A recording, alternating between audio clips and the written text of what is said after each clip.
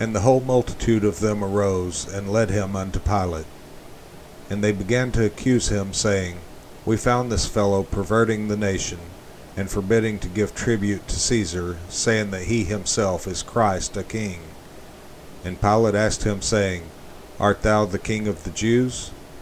And he answered him and said, Thou sayest it. Then said Pilate to the chief priests and to the people, I find no fault in this man. And they were the more fierce, saying, He stirreth up the people, teaching throughout all Jewry, beginning from Galilee to this place. When Pilate heard of Galilee, he asked whether the man were a Galilean.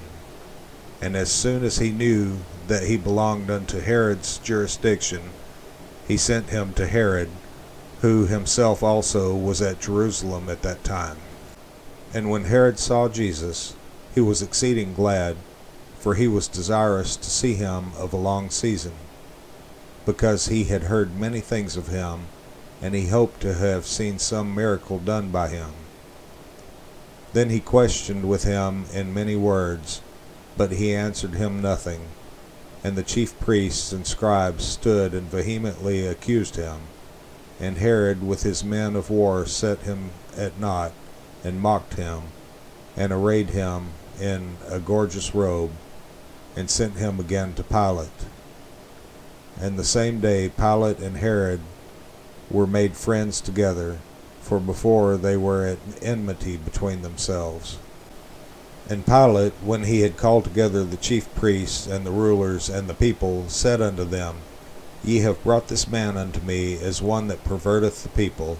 And behold, I, having examined him before you, have found no fault in this man touching those things whereof ye accuse him. No, nor yet Herod, for I sent you to him, and lo, nothing worthy of death is done unto him. I will therefore chastise him, and release him. For of necessity he must release one unto them at the feast. And they cried out all at once, saying, Away with this man, and release unto us Barabbas, who for a certain sedition made in the city, and for murder, was cast into prison. Pilate therefore, willing to release Jesus, spake again to them. But they cried, saying, Crucify him, crucify him. And he said unto them the third time, Why, what evil hath he done? I have found no cause of death in him. I will therefore chastise him, and let him go. And they were instant with loud voices, requiring that he might be crucified. And the voices of them and of the chief priests prevailed. And Pilate gave sentence that it should be as they required. And he released unto them him that for sedition and murder was cast into prison, whom they had desired. But he delivered Jesus to their will. And as they led him away, they laid hold upon one Simon, a Cyrenian, coming out of the country, and on him they laid the cross, that he might bear it after Jesus. And there followed him a great company of people, and of women, which also bewailed and lamented him. But Jesus, turning unto them, said, Daughters of Jerusalem, weep not for me, but weep for yourselves and for your children. For behold, the days are coming, in the which they shall say, Blessed are the barren, and the wombs that never bare, and the paps which never gave suck. Then shall they begin to say to the mountains, Fall on us, and to the hills, Cover us. For if they do these things in a green tree, what shall be done in the dry? And there were also two other malefactors, led with him to be put to death. And when they were come to the place which is called Calvary, there they crucified him, and the malefactors, one on the right hand, and the other on the left. Then said Jesus, Father, forgive them, for they know not what they do. And they parted his raiment, and cast lots. And the people stood beholding. And the rulers also with them derided him, saying, He saved others, let him save himself, if he be Christ, the chosen of God. And the soldiers also mocked him, coming to him, and offering him vinegar, and saying, If thou be the King of the Jews, save thyself. And a superscription also was written over him in letters of Greek and Latin and Hebrew, This is the King of the Jews. And one of the malefactors which were hanged railed on him, saying, If thou be Christ, save thyself and us. But the other answering rebuked him, saying, Dost not thou fear God, seeing thou art in the same condemnation? And we indeed justly, for we receive the due reward of our deeds, but this man hath done nothing amiss.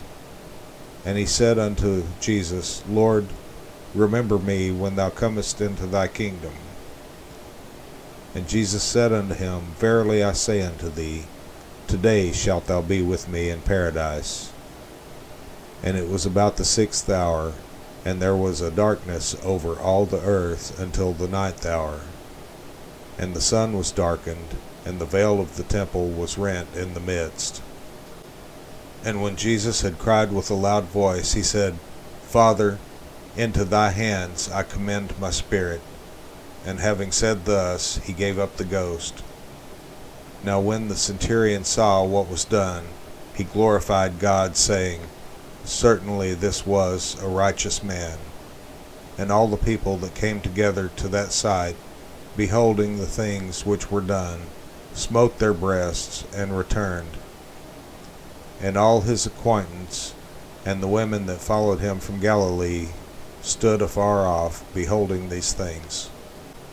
And behold, there was a man named Joseph, a counselor, and he was a good man, and a just. The same had not consented to the counsel and deed of them. He was of Arimathea, a city of the Jews, who also himself waited for the kingdom of God. This man went unto Pilate, and begged the body of Jesus. And he took it down, and wrapped it in linen, and laid it in a sepulchre that was hewn in stone, wherein never man before was laid. And that day was the preparation, and the Sabbath drew on. And the women also, which came with him from Galilee, followed after, and beheld the sepulchre, and how his body was laid. And they returned, and prepared spices and ointments, and rested the Sabbath day according to the commandment.